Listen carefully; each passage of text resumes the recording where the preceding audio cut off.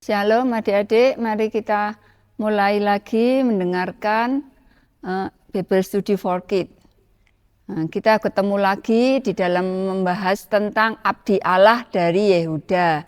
Bible Study for Kids hari ini kita akan mendengarkan cerita tentang Abdi Allah dari Yehuda. Nah, kita mau dengarkan ya adik-adik, sudah siap semua? Mari kita mulai ya. Kita melihat di gambar di sini bahwa ada seorang raja di Israel yang bernama Yerobeam. Yerobeam ini seorang raja dari 10 suku di Israel. Suku di Israel ini pecah menjadi 2. Rajanya yang satu bernama Rehabeam, yang satu bernama Yerobeam. Dan Yerobeam ini memegang 10 suku dari Israel. Setiap saat pada waktu mereka harus beribadah, orang-orang dari 10 suku ini harus kembali ke Yerusalem untuk beribadah karena bait Allahnya ada di Yerusalem. Lalu Raja Yerobeam ini takut, adik-adik ya, mereka takut kalau rakyatnya ini pergi ke Yerusalem terus sehingga nanti suatu saat dia kembali lagi kepada Raja Rehabeam. Karena dia merasa takut kehilangan rakyatnya ini, maka Raja Yerobeam ini membuat patung dari emas, yaitu berupa seekor lembu.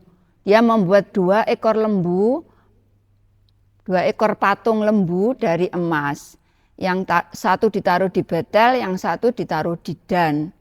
Dan tidak seperti itu saja, Yerobeam ini juga beribadah kepada patung itu. Dia menyembah patung dan juga dia mengajak rakyatnya dari 10 suku Israel itu untuk menyembah kepada patung lembu emas ini. Menyembah patung boleh apa tidak adik-adik? Tentu tidak boleh ya, kita semua udah tahu bahwa yang harus kita sembah itu adalah Tuhan.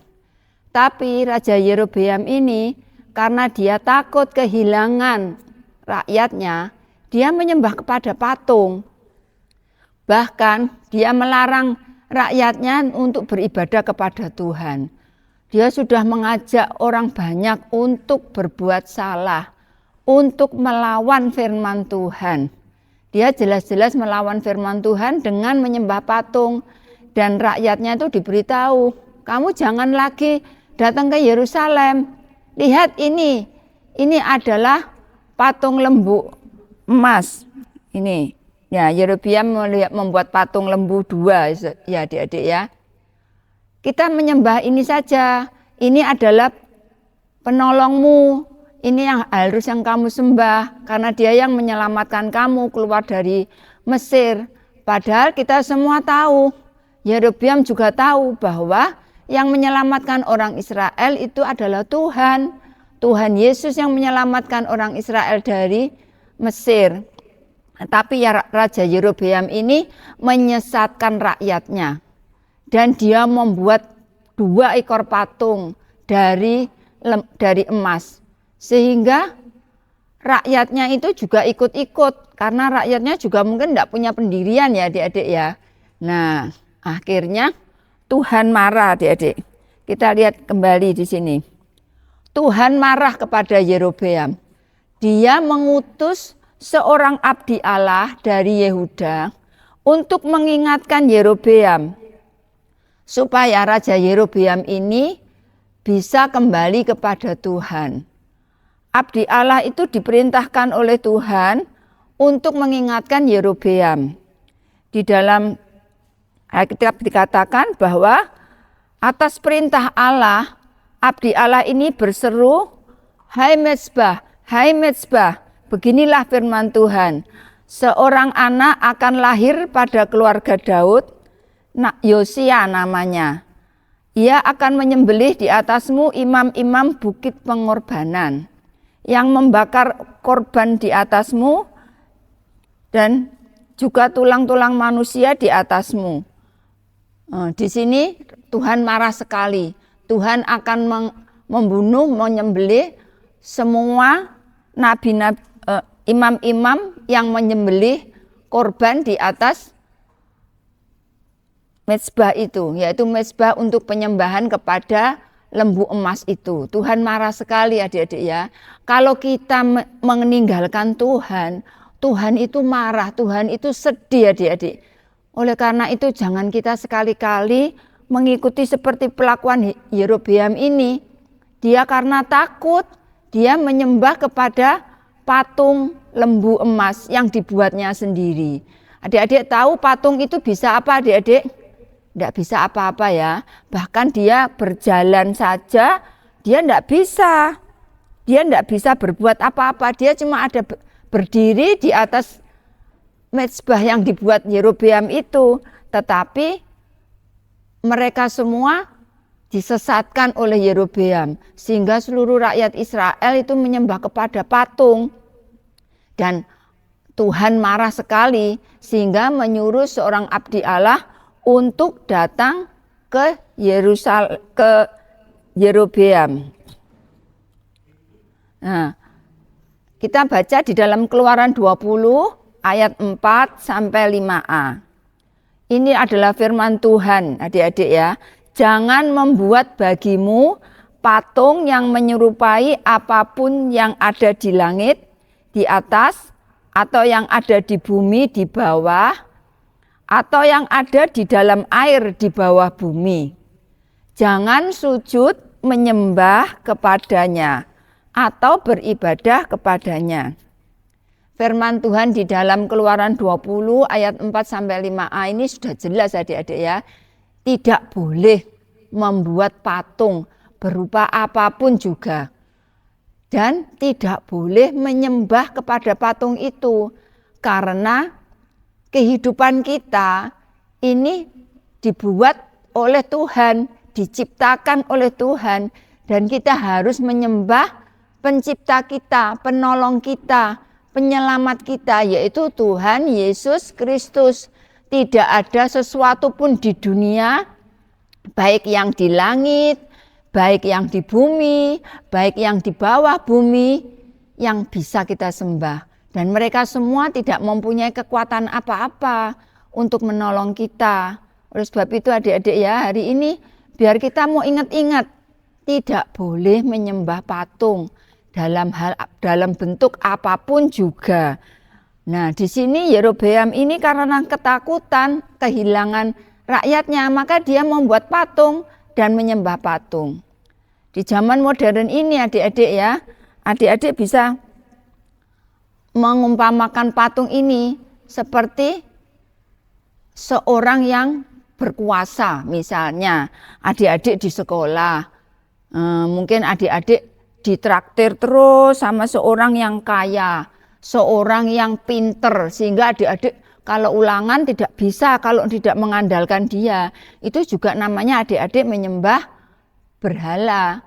Berhalanya yaitu temannya itu yang adik-adik harapkan selalu, yang adik-adik sembah, yaitu adik-adik selalu taat, nurut kepada teman yang berkuasa itu, yang kuat itu. Nah, itu Tuhan tidak suka adik-adik. Sama dengan menyembah patung, sama dengan menyembah berhala.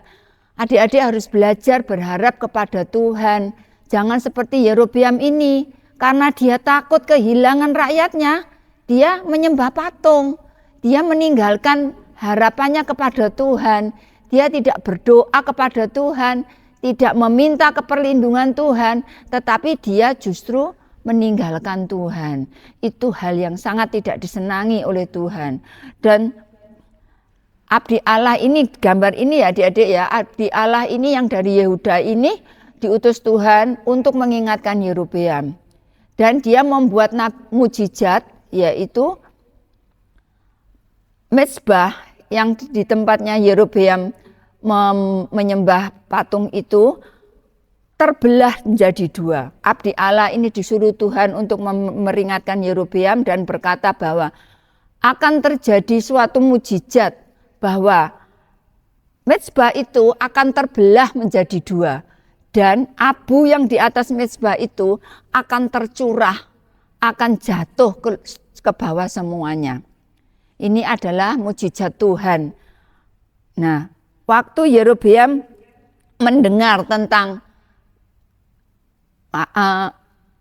ancaman dari Tuhan itu, tentang mukjizat Tuhan itu, Yerobeam akhirnya marah adik-adik kepada nabi yang dari Yehuda ini. Abdi Allah dari Yehuda ini dimarahi, dan dia karena Yerobeam ini seorang raja, maka dia berhak, dia berkuasa menyuruh rakyatnya atau tentaranya untuk menangkap abdi Allah ini. Dia berkata, tangkap dia, gitu ya.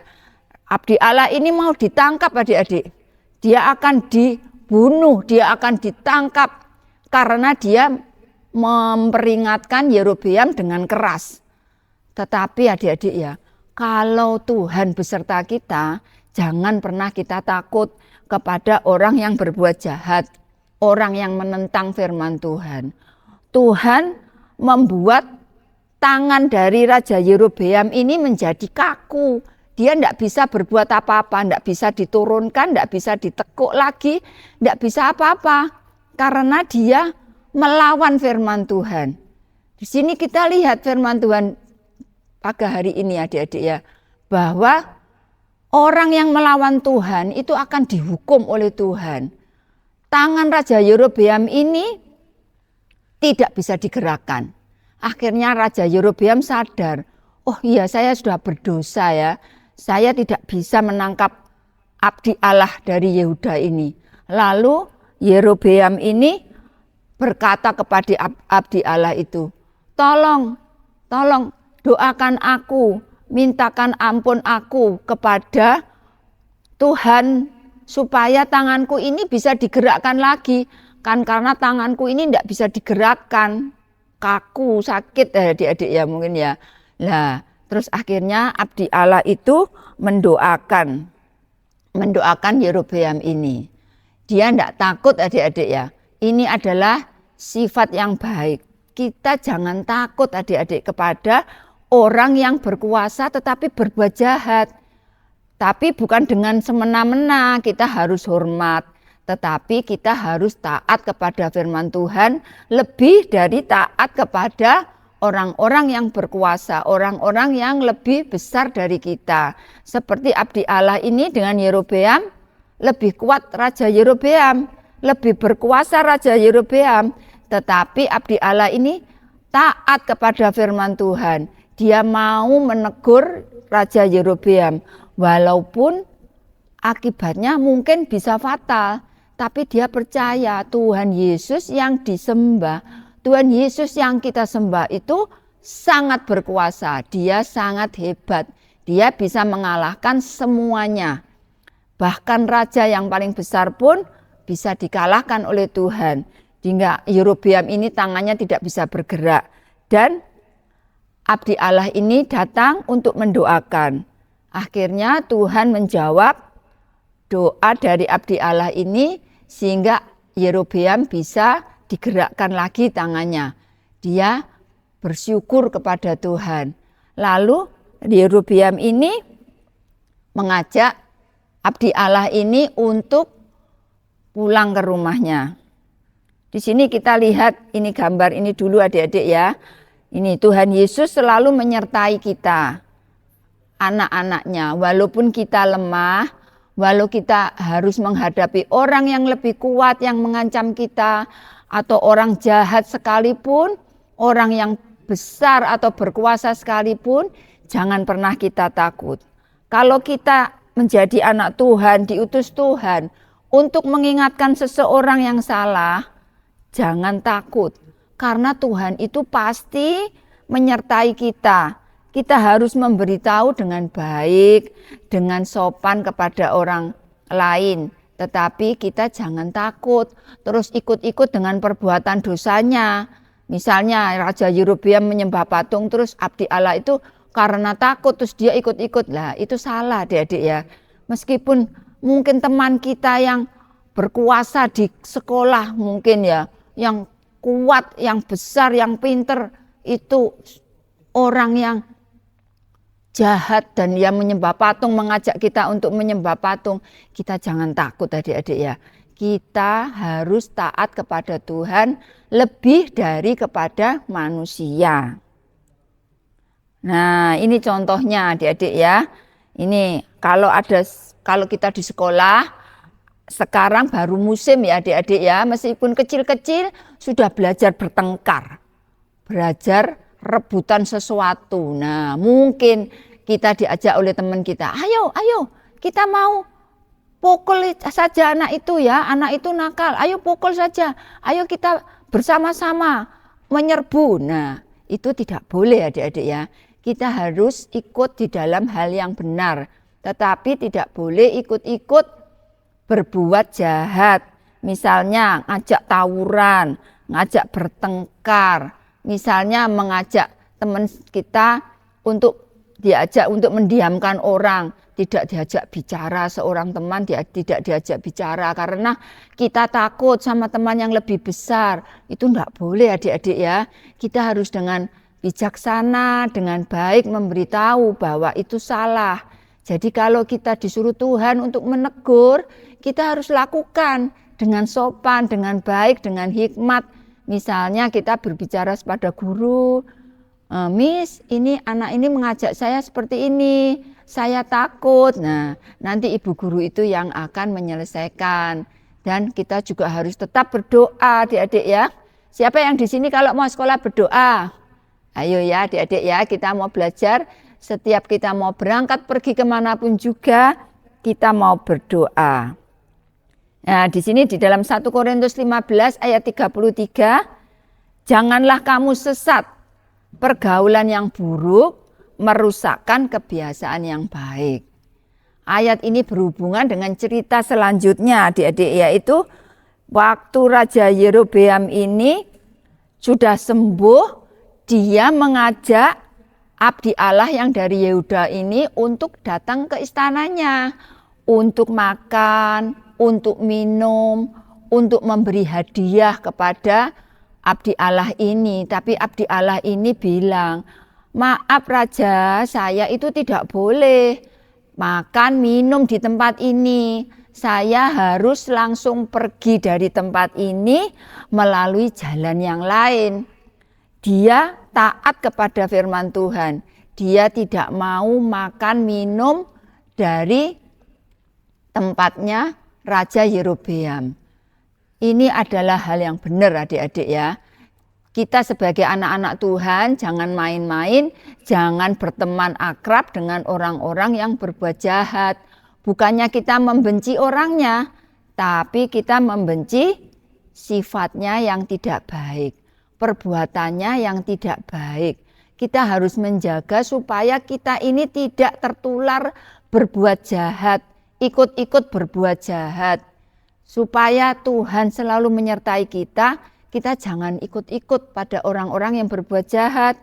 Di dalam 1 Korintus tadi dikatakan bahwa pergaulan yang buruk merusakkan perbuatan yang baik. Jadi kita harus taat kepada firman Tuhan. Jangan berteman dengan orang-orang yang jelas-jelas berbuat baik. Di sini selanjutnya Nabi itu pergi adik-adik ya. Dia taat kepada firman Tuhan dan dia tidak mau terima hadiah dari Raja Yerobeam. Dia tidak mau makan minum di tempatnya Raja Yerobeam. Ini suatu sifat yang baik. Dia taat kepada Tuhan. Kejadian tersebut dilihat oleh beberapa orang adik-adik. Ada beberapa orang yang menjadi anak dari seorang nabi tua di Israel ini. Dan nabi tua ini diceritai sama anaknya, Bapak, tadi itu ada seorang abdi Allah dari Yehuda. Dia itu bisa membuat mujizat. Dia itu bisa membuat tangannya Raja Yerobeam tidak bisa bergerak. Dan waktu didoakan, tangannya bisa sembuh.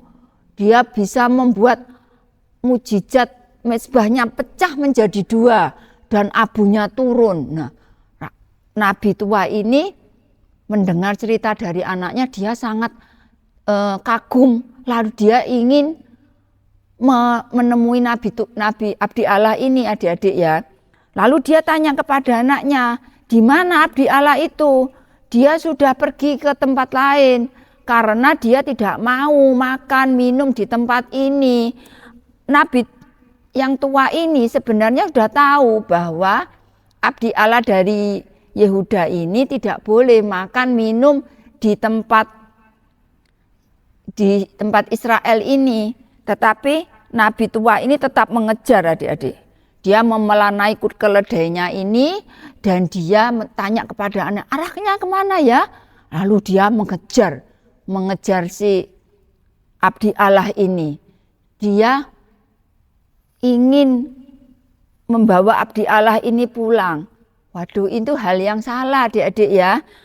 Tapi abdi Allah ini juga tadi itu taat kepada Tuhan karena bertemu dengan Raja Yerobeam dia tidak mau dikasih hadiah. Tetapi dia kemudian duduk-duduk santai, dia tidak mau berdoa, berharap kepada Tuhan. Dia tidak langsung taat berjalan pulang. Kalau anak-anak taat itu harus taat sampai selesai adik-adik. Tidak boleh terus duduk-duduk seperti abdi Allah ini, dia duduk-duduk akhirnya ketemu dengan Nabi tua ini. Nabi tua ini ketemu dengan abdi Allah ini lalu dia bilang, ayo pulang ke rumahku. Ayo kita pergi ke rumahku, makan minum. Lalu abdi Allah ini bilang, aku tidak boleh makan minum di rumahmu. Tapi Nabi ini berkata, dia berbohong. Aku seorang nabi juga. Aku diberitahu oleh Tuhan bahwa aku harus membawa kamu pulang ke rumahku untuk makan dan minum. Nah, nabi ini berbohong enggak adik-adik? Berbohong ya. Nah, bohong itu boleh? Bohong itu tidak boleh ya adik-adik ya. Lalu karena abdi Allah ini merasa, oh ini seorang nabi, ini seorang baik, berarti dia taat, mau pulang ke rumahnya.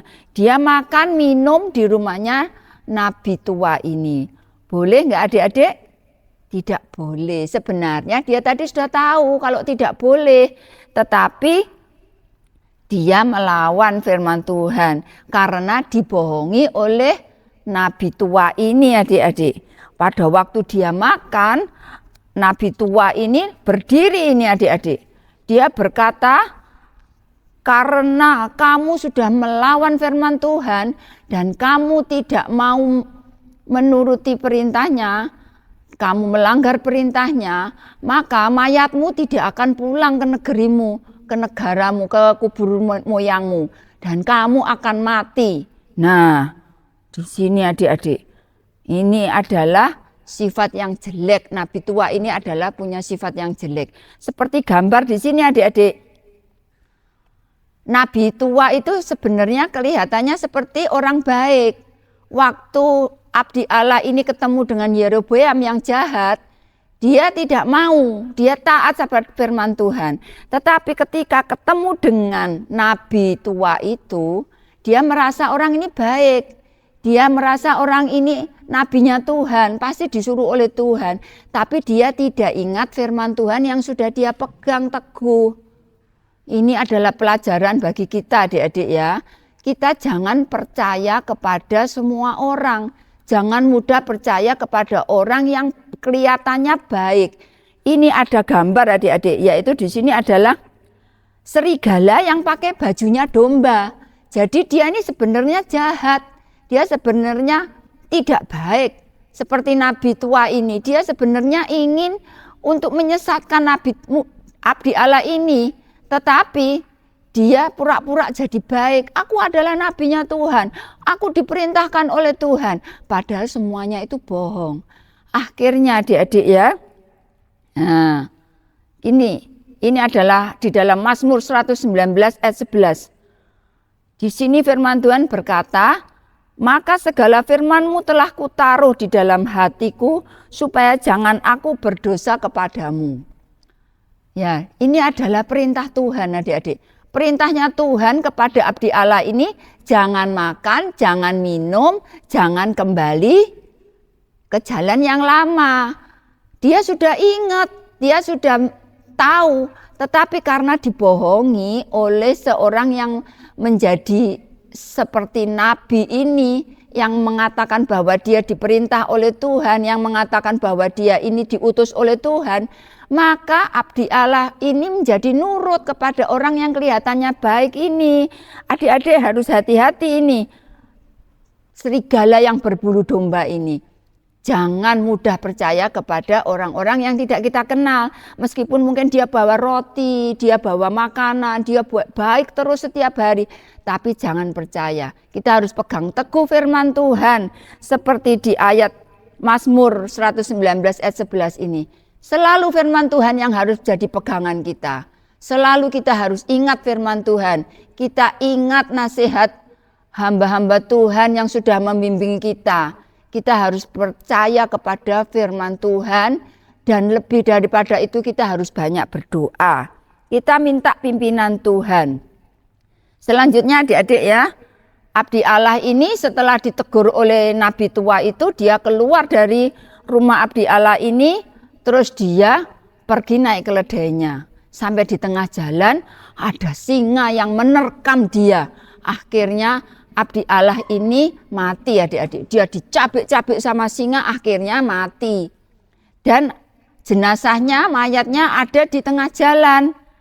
Dan singa ini tidak makan abdi Allah ini, tetapi dia hanya membunuh. Bahkan keledai yang ditunggangi ini juga tidak mati adik-adik, tidak dimakan. Tetapi abdi Allah ini saja yang mati. Nah, ini singanya marah, dia makan. Dia mencabik-cabik abdi Allah ini, tetapi dia tidak memakannya. Nah, kesimpulan dari firman Tuhan hari ini adik-adik ya, kita harus taat kepada firman Tuhan. Yang pertama, Tuhan benci kepada penyembah berhala. Di dalam Keluaran 20 ayat 4-5, Tuhan benci sekali kepada penyembah berhala. Jangan sekali-kali kita menyembah patung atau apapun juga di dunia ini, dan kita harus menyembah kepada Tuhan saja. Yang kedua, kesimpulannya kita harus taat kepada firman Tuhan. Dan firman Tuhan yang sudah kita pegang itu harus diingat-ingat adik-adik, harus dipegang teguh. Jangan mau dibohongi oleh dunia atau siapapun juga. Yang ketiga, di dalam 1 Korintus 15 ayat 33 tadi dikatakan, jangan berteman dengan orang yang jahat, yang sudah sungguh-sungguh kelihatan jahat, yang melawan Tuhan. Kita harus menjaga pergaulan kita dengan saudara-saudara seiman ya. Nah, yang keempat, kita jangan percaya kepada orang lain, meskipun dalam hal kecil. Misalnya hanya makan minum, kita diajak pergi makan minum, harus izin dengan orang tua. Supaya orang tua itu tahu siapa yang mengajak kita. Dan juga lebih dari itu kita harus banyak berdoa adik-adik. Minta pimpinan Tuhan. Kita tidak tahu di dunia ini siapa yang jahat, siapa yang baik. Bahkan di akhir zaman ini adik-adik banyak sekali orang yang jahat, yang ingin menjatuhkan kita ke dalam dosa dengan cara seperti tadi abdi Allah tadi. Dia mau diajak oleh orang yang jahat, dia tahu, oh orang ini jahat, Yerobeam ini jahat, aku enggak mau. Tetapi setelah dia diajak oleh nabi tua ini, dia tahu, dia pikirnya, oh ini nabinya Tuhan, ini orangnya baik, dia mau. Nah, di sini setan berkuasa, dia iblisnya menang adik-adik. Ini kita lihat gambarnya singa ini. Awas, iblis seperti singa yang siap menerkam. Di dalam 1 Petrus 5 ayat 8, sadarlah dan berjaga-jagalah. Lawanmu si iblis berjalan keliling sama seperti singa yang mengaum-ngaum dan mencari orang yang dapat ditelannya. Oleh sebab itu adik-adik, kita mau belajar berhikmat. Tetap simpan firman Tuhan di dalam hati kita. Dan kita selalu berdoa. Kita tambahkan jam-jam doa kita. Kita tambahkan iman kita kepada Tuhan. Pengertian firman Tuhan harus setiap hari kita tambah. Seperti di dalam Mazmur 1 itu Raja Daud selalu menyimpan firman Tuhan di dalam hatinya dan mengingat-ingatnya setiap hari. Biarlah kita mau belajar adik-adik untuk selalu mengingat firman Tuhan dan melakukannya. Dan lebih dari itu kita minta pimpinan Tuhan, pertolongan Tuhan supaya Tuhan menjauhkan kita dari serigala yang berbulu domba seperti nabi ini. Nabi ini menyesatkan abdi Allah itu sehingga mati adik-adik. Mungkin di sini kita mungkin bisa mati rohani. Kita bisa males pergi ke gereja karena teman-teman yang jahat. Yang kelihatan baik mengajak kita makan, mengajak kita minum, mengajak kita memberi kita sesuatu. Tetapi di dalam hatinya ada maksud jahat. Oleh sebab itu adik-adik mulai hari ini ya adik-adik kita mau belajar takut sama Tuhan. Simpan firman Tuhan dalam hati dan belajar pakai hikmat dari Tuhan. Minta pimpinan Tuhan karena singa itu selalu mengaum-ngaum untuk menerkam orang yang berharap kepada Tuhan. Sekian adik-adik ya. Tapi kalau kita menjadi anak Tuhan yang sungguh-sungguh, jangan pernah takut karena Tuhan pasti menolong kita. Mari kita masuk dalam doa. Terima kasih Tuhan, biar firman Engkau ini masuk dalam hati anak-anak-Mu Tuhan, supaya kami semua mau menjadi anak-anak yang taat, mengerti firman Engkau dan berpegang pada perintah-perintah Engkau. Apapun yang terjadi, kami tetap memegang janji-janji Engkau dan tetap berharap dan bersandar kepada Engkau. Tuhan, pimpinlah anak-anak ini supaya mereka menjadi anak yang indah di hadapan Engkau dan menyenangkan hati Engkau. Di dalam nama Tuhan Yesus kami alaskan doa ini. Terima kasih. Amin.